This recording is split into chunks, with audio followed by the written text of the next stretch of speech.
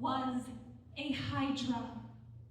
And Hydras are so proud of the fact every time their head gets chopped off, 2 more grows in their place.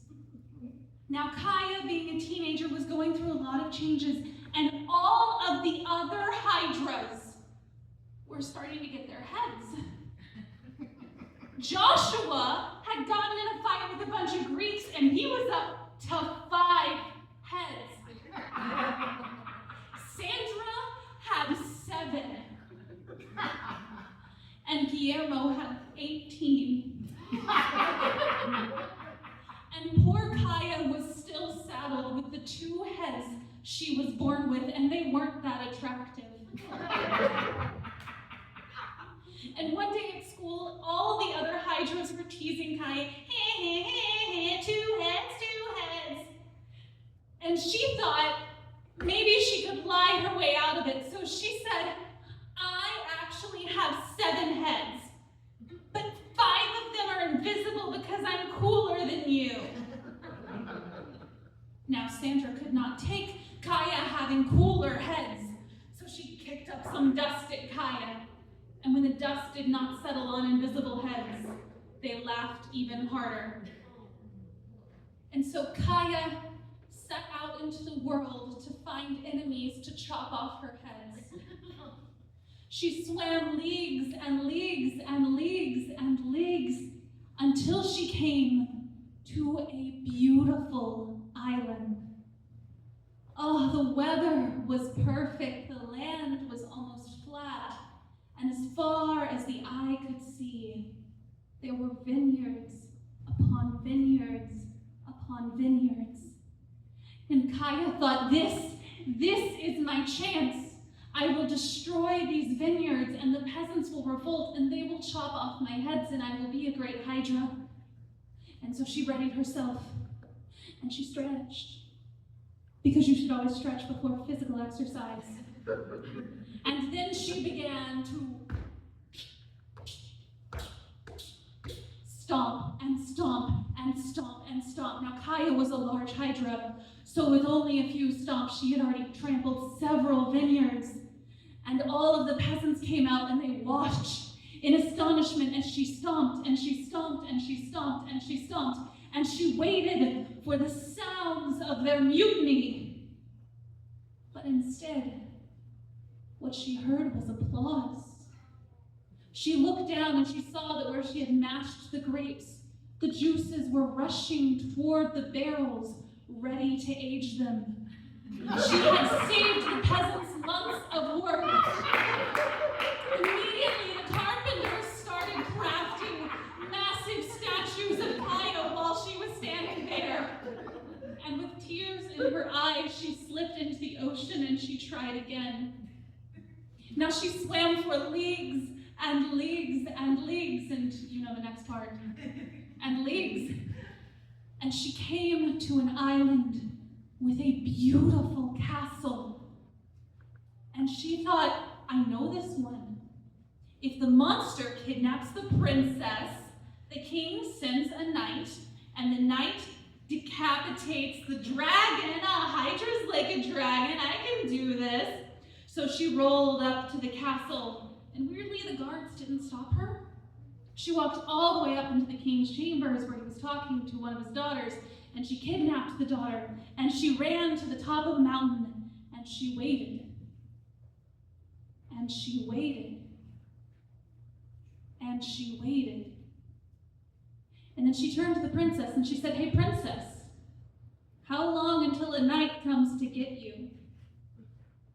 And the princess thought for a moment, and she looked down at the castle, and she could hear faintly through the trees the sound of a party.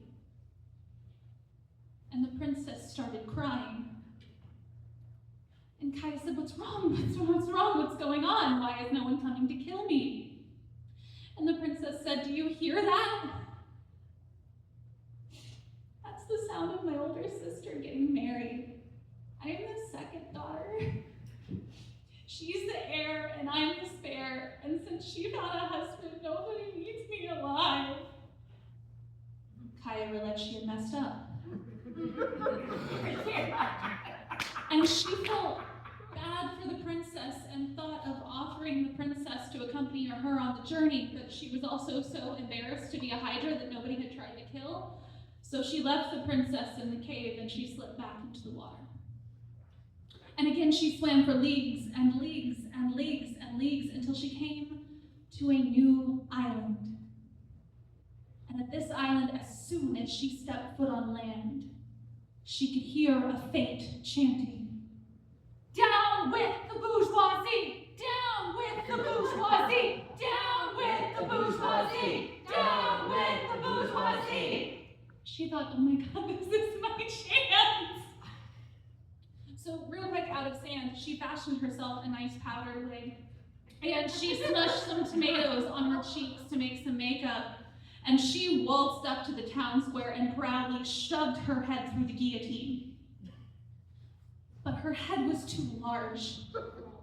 And when she tried to shove her head through the hole of the guillotine toppled over.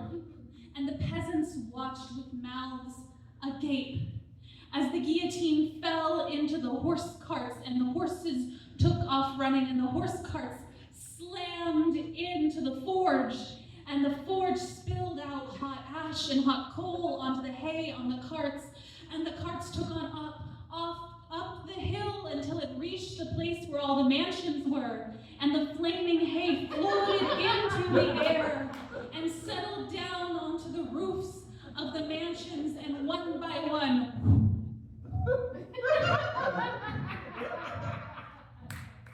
all of the mansions caught fire. The peasants turned, and they cheered, and Kaya let out the most mournful wail. And as they were starting to elect her the new president, she slammed herself into the water, and she swam down and down and down until the water became very, very, very dark. And she thought to herself, what a failure I must be that I cannot get anyone to hate me. And as she was crying, she saw in the distance a faint glow. And the glow grew larger and larger and larger and larger until she saw that it was a crab the size of New Zealand. And she said, oh crab, you seem to be a large and powerful crab. Can you tell me why no one will chop my head off? And the crab looked her up and down, and with great deliberation he spoke and said, the power to hate has been within you all along. And that is when she noticed there was a sword sitting underneath the crab, probably fallen from a ship some time ago. And she picked up that sword with one of her heads, and she lopped off the other. And two more heads grew in its place. And she did this over and over and over again until she was a 50-headed Hydra. And she went home triumphant.